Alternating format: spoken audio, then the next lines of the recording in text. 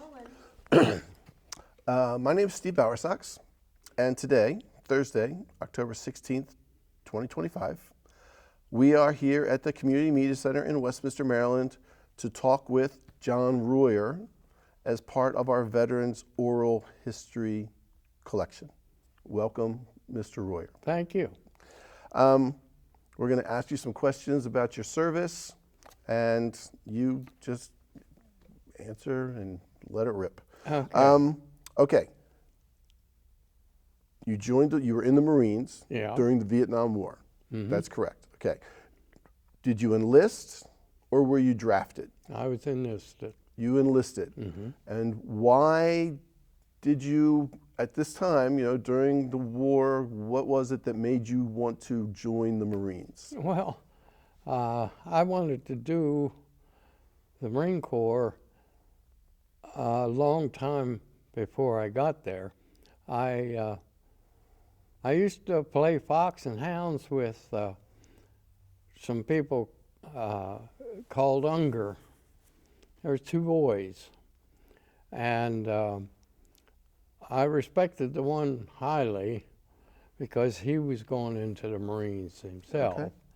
And since he defended me many times with our neighborhood, just stopping them from shooting me so we could finish the fox and hound game. Okay. And so he's the reason, my main reason that I joined the Marine Corps. All right. And how old were you when you joined?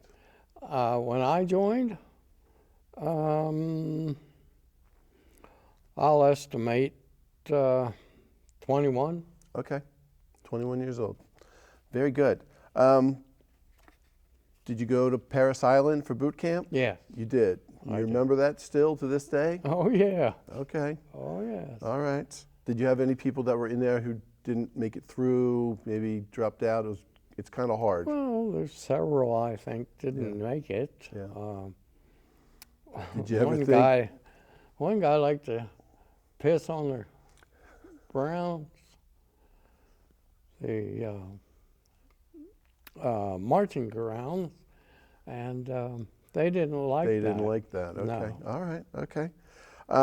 Did you ever feel like maybe you weren't going to get through it, or did you know you were going to make it through boot camp? And Oh, I think everybody knew that they were going to get through it as Okay. long as they were still there. Now, there is a thing of extra training camp and stuff like that goes on, and if you want to stay in the Marine Corps, you stay with that. But other than that, I was not put in any danger or anything like that. I was taught the message the rest of them were. Right. So right out of boot camp, you were then sent to Vietnam? No, not right out of boot camp. I was in Westminster probably 7, 8 months. After boot camp? Yeah. Okay. All right. Yeah, then I got word that I was going somewhere. Okay. But that's after I went to Headquarters Marine Corps, where I was stationed and I worked in the PX Okay. at the Marine Corps PX there, and Lieutenant Hoffman, I think it was my commanding officer there. Okay. I didn't like to leave there. He was very kind, and Okay. I just didn't want to go. Right. But anyway, so much said. I was placed in the going. First of all, let me tell you that if you wanted to go, to Vietnam, you kept asking for it. So I found out I just keep my mouth shut and I'll get there. Right. I know it's not a happy thing, but Right. I was young. Right. And when you got to Vietnam, you also worked in the PX. Yes. Right. And you said Da Nang. Is that the area that you were in? Mm-hmm. Okay. And so at the PX, you're not officially a combat soldier, but it sounds like you came under some fire at your place. Not there. I went I went to some island for something. I don't know what it was. Anyway, we were attacked there. Okay. And funny, I don't have any scrapes left, but one place I did almost lose this finger. I was replacing a light bulb in a tent, and one of the mortar rounds came in and hit outside, just outside the tent. It ripped a big hole in it anyway. I was changing the light bulb when that hit. Your reaction, right? I came down because I didn't want to get hit. Right. But that's the closest I came. Okay. That must have been pretty scary. Pardon me? That must have been fairly scary. Yeah, it was kind of scary. I'll bet it was. Okay. Now, when we talked earlier, you have a very memorable incident that happened with you when you were in Saigon, I believe you said. Would you like to talk about that? Oh, in Saigon? No, I didn't have any problem with that. I wasn't hurt. No, when you were at let's talk about your ice cream story. Right. Okay. At the ice cream, there was one building, an ice cream shop in the middle of Saigon. On the right, I don't know how to say, but anyway, it was on the right-hand street. And so I visited it one day because it also served beer. Understandable. And so I went there and I bought a beer, no ice cream. And while I was sitting there, an Arvin came in and sat next to me. And an Arvin, for people that don't know what that is, he's a Vietnam officer for the Vietnamese Army. The South Vietnamese Army. The good guys at that time. You're right. Okay. I'm sorry for not No, you're good. putting You're that doing a out. great But job. anyway, so he asked me if I wanted to take a ride with him. And I said, oh, sure. Okay, I'll take a ride with you. Young and inexperienced and not knowing what the hell's going on. But I figured he must be a pretty good guy because nobody disturbed him. No regular Marines or anybody else bothered him. I let him go. So I went on the motorcycle, and there's 3 major junctions that we went through before we got to the Air Force Base, because he wanted to go to the Air Force Base. So as we went through these crossroads, he would turn to me and tell me how many VC he killed. You know, the first one he killed 3 VC. And VC, for those of you out there who are not aware, Viet Cong. Viet Cong. Viet Yes. Cong. And the next one we went through, he said I killed 3 VC. And the next one we went through, the last one, he said I killed 4 VC here. So then we went to the military base.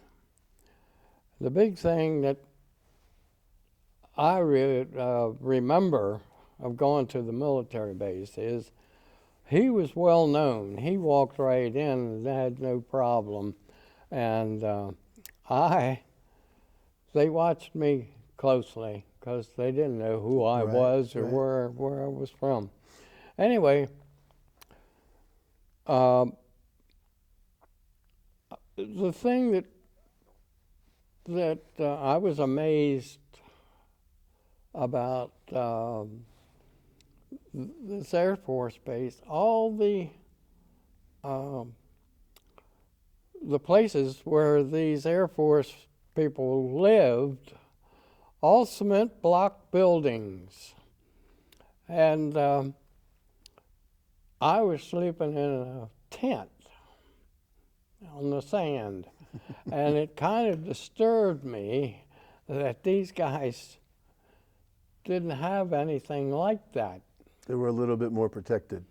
They certainly were. And I never did find out why. But I guess they liked them more than they liked us. They called us grunts. They treated us like grunts. Right. So okay, we're like that. You know, I'd asked you before if you went on leave, but you didn't leave Vietnam. You stayed. You took some time off, but you stayed in country. I did. When you did it. Okay. What was it like working at the PX? I mean, was that kind of just like working at a regular store kind of thing, or? Yeah. Okay. Pretty much. Because the PX is, not so much military supplies, but the stuff you need in life, like deodorant and shaving cream. Most of it is and those military supplies. Okay. All right. Buttons for your lapel and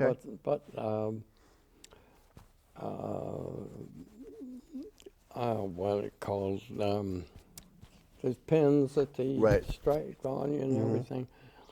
They sell those, and they're necessary. Yes.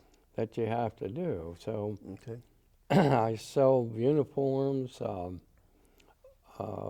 khaki pants, replacement shirts, stuff, whatever they need out.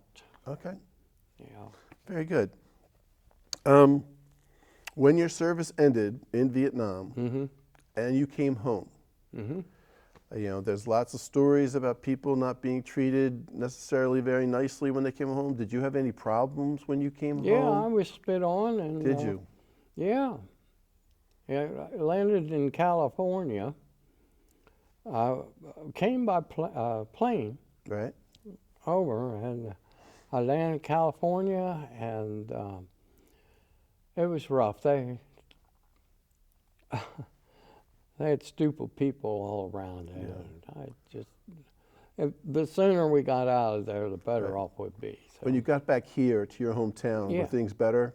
Oh yeah, much better. Because people knew you and all that. Much better. Okay. So then when you came back, you're out of the service now. What did you do for a living at that time? What occupation did you take up? Or several occupations? Well,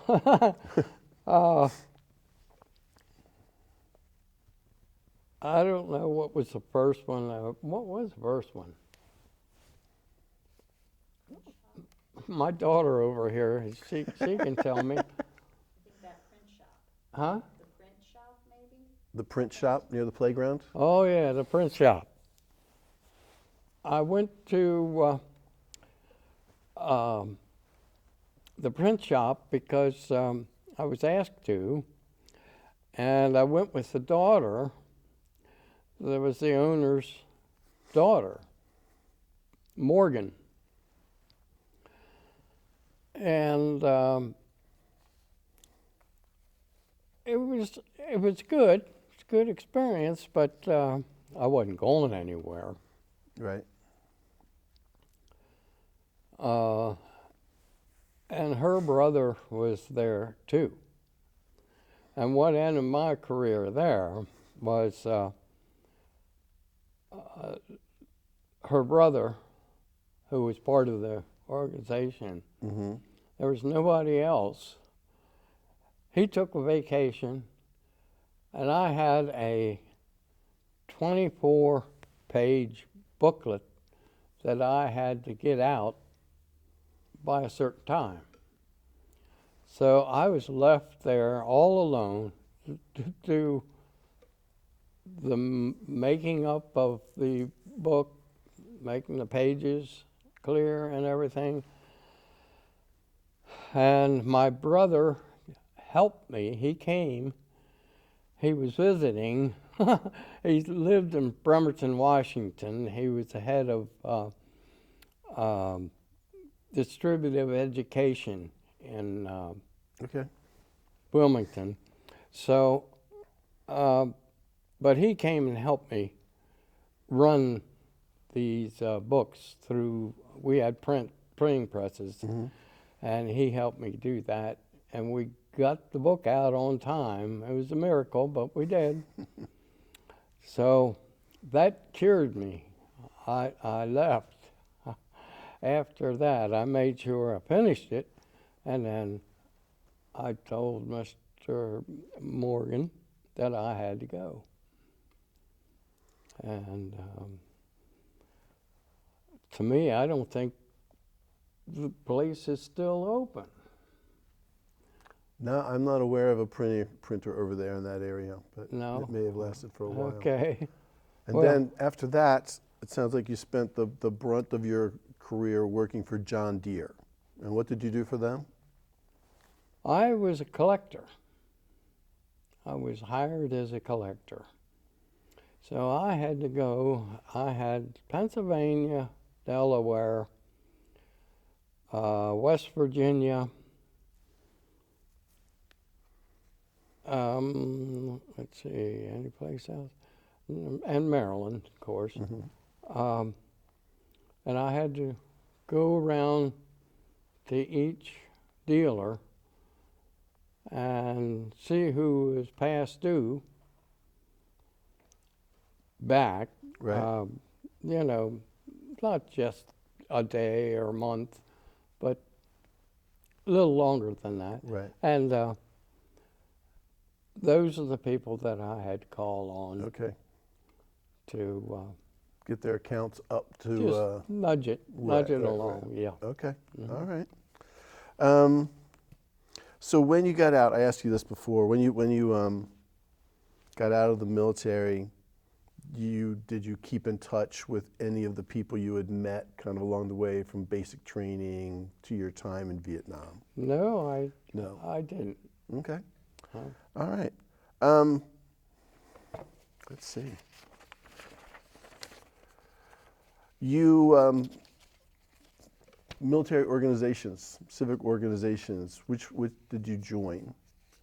Oh, I joined the VFW, the American Legion. Are you pretty active with them? You go over to these places Oh, regularly? Not really. Okay. No. I just joined them because they were there. And they're full of people in the same situation who you can talk to, and you made some good friends through these places? There's many in each one, yes. I could talk Okay. to.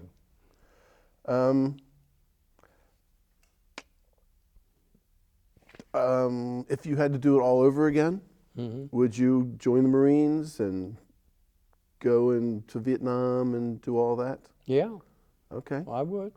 very good. And, at this point in time of the interview, do you have anything extra you'd like to say to anybody out there about your service or anything like that? Oh, well, I'd try to get the